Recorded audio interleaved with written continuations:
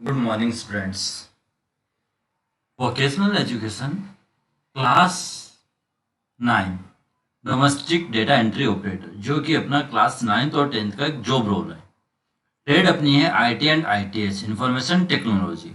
ई content मतलब mobile या laptop, कोई भी इलेक्ट्रॉनिक डिवाइस के द्वारा जो अपन स्टडी कर रहे हैं वो ई कंटेंट है। इसके बारे में मैंने पहले वाले वीडियो में आपको बताया था।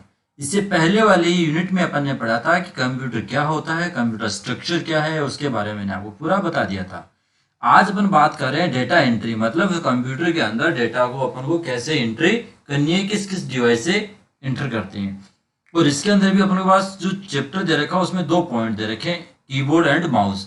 लेकिन मैंने आपको कीबोर्ड और माउस मतलब इनपुट और आउटपुट डिवाइसेस के रिलेटेड 2 दिन के अंदर पहले 2 वीडियो आपको शेयर की है, जिसके अंदर एक पहला वीडियो है उसके अंदर कंप्लीट इनपुट डिवाइसेज और दूसरे वीडियो के अंदर आउटपुट डिवाइसेज, वो मैंने पूरे डाल रखे हैं। उससे रिलेटेड लगभग आपको 100 क्वेश्चन दोनों के अंदर मिले होंगे, जिससे कि पूरा कीबोर्ड और माउस के बारे में आपको जानकारी मिल गई। साथ में कई इनपुट डिवाइसेज और आउटपुट के अदर डिवाइसेज है, उन सबके बारे में उसके अंदर जानकारी थी। अब ये क्या होते हैं, क्यों यूज कर रहे हैं, ये अपन को देखना है। साथ ही इस चैप्टर में अपन पढ़ेंगे कि कीबोर्ड के साथ में अपन टाइपिंग करनी है, वो कैसे स्पीड अपन को इम्प्रूव करनी है। तो अपन बात करते हैं इनपुट डिवाइस। तो इनपुट डिवाइस होती क्या है, मतलब सिस्टम में डेटा को आपको इनपुट करवाने के लिए जिन डिवाइसेस की आवश्यकता होती है वो सभी डिवाइसेस इनपुट डिवाइस कहलाती है। ठीक है, जैसे कि हमें वे उपकरण जिनके माध्यम से हमें सूचनाएं कंप्यूटर के अंदर इनपुट करवाते हैं वो सभी इनपुट डिवाइस या इनपुट उपकरण कहलाते हैं। ये कंप्यूटर व यूजर के मध्य संपर्क करने की सुविधा भी प्रदान करते हैं। इनपुट डिवाइस दिए गए डेटा और प्रोग्राम को कंप्यूटर के समझने योग्य रूप में परिवर्तन करते हैं। मतलब जब अपन डेटा देते हैं तो इनपुट डिवाइसेज अपने डेटा अपन क्या सिस्टम से रिजल्ट लेना चाह रहे हैं वो अपन कीबोर्ड से क्या करेंगे, इनपुट करेंगे, तो फिर सीपीयू उसकी प्रोसेस करेगा और प्रोसेस करने के बाद अपने पास आउटपुट आएगा। तो उन दोनों की वजह से सामंजस्य, मतलब डेटा देने का काम कौन करेगा, इनपुट डिवाइसेज होगी। ये डिवाइसेज करेक्टर, नंबर व अन्य चिन्ह 0 to 9 तक होते हैं, 1 बिट में कन्वर्ट करते हैं, जिन्हें कंप्यूटर समझ सकता है तथा डेटा प्रोसेसिंग कर सकता है सॉरी तथा डेटा प्रोसेसिंग कर सकता है। इनपुट डिवाइस सीधे कंप्यूटर के नियंत्रण में रहते हैं और जितनी भी इनपुट डिवाइसेज है वो सीपीयू के साथ में कनेक्टेड होती है। आजकल कुछ डिवाइसेज हैं जिनको हमको डायरेक्ट सिस्टम से कनेक्ट करने की आवश्यकता, केबल की आवश्यकता नहीं होती है। अब इनपुट डिवाइसेस कौन कौन सी है जिससे अपन सिस्टम में डेटा देते हैं, जिसके अंदर अपने पास सबसे इंपॉर्टेंट है कीबोर्ड, इसके बाद mouse, scanner, joystick, light pen, OMR optical mark reader, OCR optical character reader, MICR, फिर touch screen, microphone, web camera. काफी डिवाइसेस होते हैं जिसके माध्यम से अपन किसी भी एक माध्यम, जैसे कि अपने पास सिस्टम में डेटा जाते हैं, जिसमें स्कैनर की बात करूँ, किसी भी फोटो या साइन या किसी अन्य डॉक्यूमेंट को स्कैन करके भी अपन सिस्टम में इनपुट देते हैं। कोई मार्कशीट अपन को चेक करवानी है या अपना रिजल्ट अपन को चेक करना है तो ओएमआर, ओसीआर, या फिर अपन को बैंक चेक पढ़ना है तो एमआईसीआर। टच स्क्रीन, जैसे अपन मोबाइल चलाते हैं, लैपटॉप चलाते हैं तो टच स्क्रीन से अपन काम करते हैं, सभी इनपुट डिवाइसेज होती है। अपन बात करते हैं इनपुट डिवाइसेज में, अपने जो सिलेबस में दे रखा है यहाँ पे कीबोर्ड और माउस है, लेकिन सभी इनपुट डिवाइसेज के बारे में आपको पता होना चाहिए। और इसका वीडियो मैंने लास्ट में आपको शेयर किया था, वहां पे जाके सभी इनपुट डिवाइसेज के बारे में हर एक डिवाइस में क्वेश्चंस पॉइंट टू पॉइंट मेरे डाले हुए हैं, तो वहां से आप इसको रीड कर सकते हो। तो कीबोर्ड एक इनपुट डिवाइस है जिसका उपयोग कंप्यूटर में टाइपिंग करने के लिए किया जाता है। सबसे बड़ा काम इसका यही है कि सिस्टम में जितने भी डेटा अपन को इनपुट करवाने हैं तो कीबोर्ड से अपन आसानी से करवा सकते हैं। और जो अपन कीबोर्ड यूज करते हैं उसमें लगभग 104 की नॉर्मल होती है, इससे ज्यादा भी है, मल्टीमीडिया कीबोर्ड होती है तो ज्यादा भी होती है। और भारत में यूज होने वाले कीबोर्ड को QWERTY के नाम से जाना जाता है। एक कीबोर्ड में लगभग 26 alphabet A to Z small और कैपिटल दोनों होते हैं, 0 to 9 नंबर होते हैं, 1 से 12 तक फंक्शंस की होती है, इसके अलावा कुछ न्यूमेरिकल की भी होती हैं। फंक्शंस की मैंने बता दी, शिफ्ट की, कंट्रोल की, सभी काफी सारी कीज होती है, जो सब मिला के लगभग 104 कीज होती है। कीबोर्ड में ESC की का प्रयोग प्रोग्राम से बाहर निकलने के लिए किया जाता है। कीबोर्ड में सबसे बड़ी की होती है वो स्पेस बार होती है, जिसका प्रयोग 2 वर्ड के बीच में स्पेस देने के लिए किया जाता है। अब जरूरी नहीं है कि अपन स्पेस बार से ही इनके बीच में स्पेस दे सकते हैं, टेब की सिर्फ दे सकते हैं, लेकिन डिफरेंस क्या है, स्पेस बार से देते हैं 0.1 का डिफरेंस आता है और कीबोर्ड से देते हैं तो 0.5 का स्पेस एक साथ लगता है। कीबोर्ड में 4 कंट्रोल की भी होती है जो पॉइंटर को घुमाने के लिए काम आती है। कई बार अपने पास माउस नहीं है तो अपन 4 एरो कीज के माध्यम से भी अपन क्या कर सकते हैं, माउस पॉइंटर को चला सकते हैं। फिर अपन बात करते हैं कीबोर्ड में 4 टोंगल की होती है। टोंगल की किसको बोलते हैं, जो 4 एरो की अपने पास होती है, जो कि अपने कोई भी लाइन जो दे रखी है उसके लेफ्ट में, राइट में, टॉप में, बॉटम में, कैरेक्टर के लेफ्ट राइट में जाने के लिए अपन इसका यूज करते हैं। कीबोर्ड में 2 एंटर की होती है, सभी कीबोर्ड में नहीं होती है। जैसे अगर अपने पास लैपटॉप आते हैं, कुछ लैपटॉप में कीबोर्ड छोटा होता है, कीबोर्ड उस लैपटॉप की साइज छोटी होती है तो वहाँ पे सिंगल भी आपको मिलेगी मोस्टली। लेकिन अपन टाइपिंग के लिए जो कीबोर्ड यूज करते हैं उसके अंदर सभी के अंदर आपको 2 एंटर की जरूर मिलती है, जो कि पॉइंटर को नई लाइन में ले जाने के लिए। अब इंटर की का उपयोग क्यों करते हैं, नई लाइन में जाने के लिए, नए पैराग्राफ में जाने के लिए अपन यूज करते हैं। एक कीबोर्ड में 2 कंट्रोल की, 2 शिफ्ट की, 2 एल्ट की होती है, जिनका प्रयोग किसी भी दूसरी की के साथ में यूज किया जाता है। Control shift plus f for example इसका बता रहा हूं मैं, जैसे control plus c, control plus v, control p, shift plus F3 आदि होती है। डॉक्यूमेंट में पॉइंटर के लेफ्ट साइड में लिखे करेक्टर को डिलीट करने के लिए अपन बैक स्पेस का यूज करते हैं और राइट साइड में लिखे करेक्टर को 1 बाय 1 डिलीट करने के लिए अपन डिलीट की का उपयोग करते हैं। डॉक्यूमेंट में लिखे डेटा में एडिटिंग करने के लिए कीबोर्ड के अंदर insert, page up, page down, home, insert, print screen लेने के लिए अपन F1 की के साथ में, विंडो की के साथ में PRT/SCR दबा दो, अपने पास इसका स्क्रीनशॉट आ जाता है। स्क्रॉल लॉक, एंड का आदि की अपन यूज करते हैं। कैप्स लॉक अपने पास करेक्टर जो अपन टाइप कर रहे हैं स्मॉल या कैपिटल में लिखने कैप्स को यूज करते हैं। टेब की जो मैंने पहले आपको बताया कि एक साथ अगर 5 करेक्टर स्पेस जितना देना है तो अपन टेब की यूज कर सकते हैं। नए कॉलम में टेबल अपने पास बना रखे हैं, उसमें नए कॉलम में नई लाइन में जाने के लिए भी अपन टेब की का यूज करते हैं। और बाकी कीबोर्ड से रिलेटेड मैंने काफी क्वेश्चंस वो लास्ट वीडियो के अंदर आपको समझा दिया, तो वहां से जाकर आप पूरी बारीकी से इनको स्टडी कर सकते हो। अभी कीबोर्ड का अपने पास स्ट्रक्चर है, डायग्राम है, जिसके अंदर मैंने इंडिकेट कर रखा है कि जो अल्फाबेट की है, फंक्शंस की होती है, इंडिकेट की होती है, जो कि अपने पास नम लॉक ऑन ऑफ जो है उनको इंडिकेट करता है। नंबर की चलाना है या कैप्स लॉक ऑन है तो वो अपने पास इंडिकेटर कीज होती है। विंडो बटन होता है जो कि अपने पास सिस्टम में विंडो को ओपन करने के लिए, विंडो बार को ओपन करने के लिए। स्पेस बार बताया मैंने। एरो कीज अपने पास होती है, न्यूमेरिकल कीज अपने पास होते हैं। तो इस प्रकार सभी कीज इसके अंदर दे रखी है।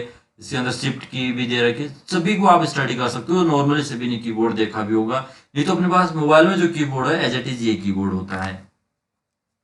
फिर बात आती है कीबोर्ड अपने पास है तो कीबोर्ड में अपन को टाइप स्पीड कैसे बढ़ानी है, क्योंकि जब अपन सिस्टम पे काम करते हैं तो सबसे पहले अपने पास यही होता है कि धीरे धीरे अपन इस कीबोर्ड के बारे में समझे, अपनी अंगुलियों को सेट करें और स्पीड अपनी जितनी ज्यादा स्पीड होगी अपना काम हो उतनी ही तेज गति से संपन्न होगा।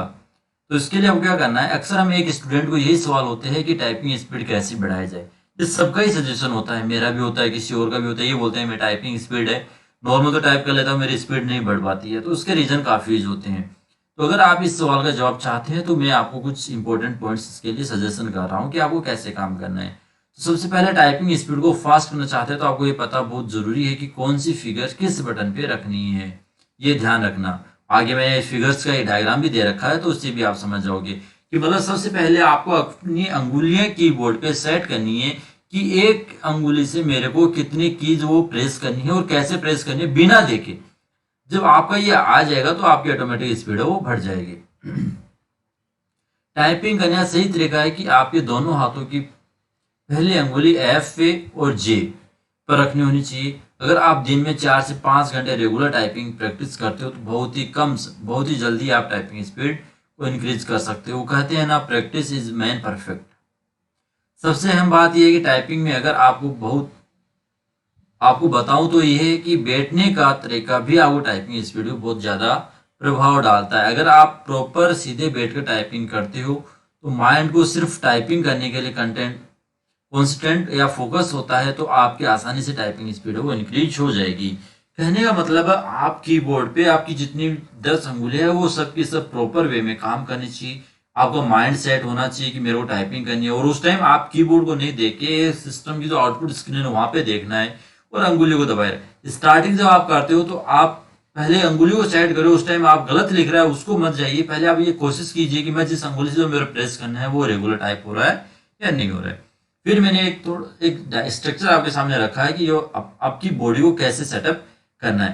तो आप पीछे मतलब ऐसी चेयर लेके बैठे जिससे कि आप बिल्कुल स्ट्रेट रहें, अंगुली आपकी सही हो, और जो स्क्रीन है वो आपका पूरा फोकस होना चाहिए, कीबोर्ड है वो आपका थोड़ा नीचे होना चाहिए डेस्कटॉप स्क्रीन से नीचे। अब देखो इसमें मैंने आपको अलग अलग इंडिकेट बता रखे हैं। Monitor should be 16 to 19 inch away from your eyes and monitor top to line should be line with your eyes. फिर है body, keep your head and body strength with be shoulder relax, मतलब relax होना चाहिए, आप ये नहीं कि बिल्कुल टाइट होके बैठे हो, हर एक काम आपका एडजस्ट होना चाहिए। Adjust your chair back side such that be cover of the chair matches with cover of your back, मतलब आपका बैक बिल्कुल सीधा होना चाहिए। Keep elbow close your sides, हाथ आपके मुड़े हुए हों। Expert only strain process at the end of the situation.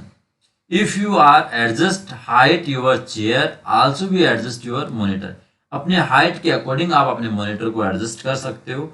जैसे अगर अपनी हाइट ज़्यादा है तो उसको थोड़ा ऊंचाई पे रखो, कम है तो उसको अपन नीचे भी कर सकते हैं। फिर drape your hand over keyboard and mouse, hold it they lightly, और जब भी अपन इस पे काम करते हैं तो जितना हो सके अपन वो बहुत लाइटली अपन को कीबोर्ड की कीज को वो प्रेस करना। तो इस प्रकार से आप पूरे फिगर को समझ कर और आप टाइपिंग स्पीड को बढ़ा सकते हो। फिर अपन बात करते हैं टाइपिंग सीखने के समय निम्न बातों का भी आपको ध्यान है। टाइपिंग करते वक्त सीधे अगर बैठना है, पीठ झुकाकर बिल्कुल नहीं बैठना है। टाइपिंग में प्रत्येक बटन की की को हल्के से स्ट्रॉन्ग है टाइप करना है। गलती होने पर पीछे हटाओ कल का की का प्रयोग नहीं करना है। मेटर जब तक आप टाइपिंग स्पीड अच्छी नहीं हो जाए। हमेशा आपको बाईं ओर रखना है। टाइप करते समय गलती न होने का पूरा ध्यान रखिए। एक्यूरेंसी मतलब जितनी ज्यादा होगी उतना ही अपना काम अच्छा होगा। गलती हुए शब्दों को काटना नहीं चाहिए, नहीं ही उस शब्द को पूरा करने, क्योंकि उससे आपका टाइमिंग है वो ज्यादा खराब होगा। टाइप करते समय अक्सर पटल कीबोर्ड को छप रहे मैटर को नहीं देखना है, सिर्फ जिस विषय को टाइप कर रहे हो वही देखते रहना है। कोशिश ये देखना चाहिए कि आपको स्क्रीन पे भी नहीं देखना पड़े, कीबोर्ड पे भी आपको क्या टाइप कर रहे हैं, क्या रीड कर रहे हो, आप उसको देखते जाओ। और आपके जिस दिन आप ये करने लग जाओगे उस दिन ऑटोमेटिक आपकी स्पीड है वो 40 से 50 के आसपास हो जाएगी। टाइप करते समय किसी भी प्रकार की कोई दूसरी बात नहीं करना है, क्योंकि आपका माइंड है वो उसी के अंदर फोकस रखना है।